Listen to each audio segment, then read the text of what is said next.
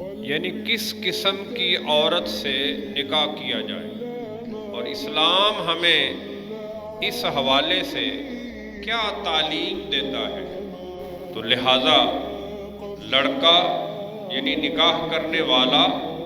یا لڑکے کے والدین، دوست، احباب، رشتہ دار جب اس کے لیے بیوی کی تلاش میں نکلیں یا والدین اپنی ہونے والی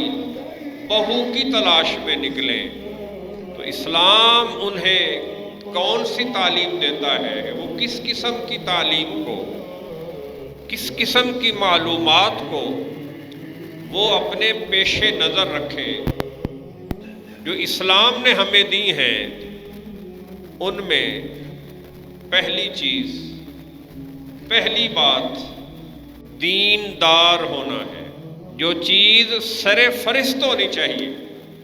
جو سب سے پہلے دیکھی جانی چاہیے، وہ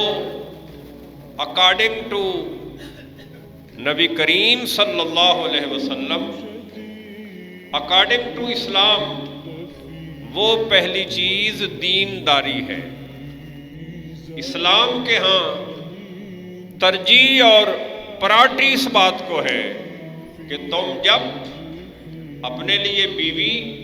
یا تمہارے والدین اپنے لیے بہو تلاش کرنے نکلیں تو سب سے پہلے مال کو نہیں، جمال کو نہیں، حسب و نسب کو نہیں، سب سے پہلے دین کو دیکھیں۔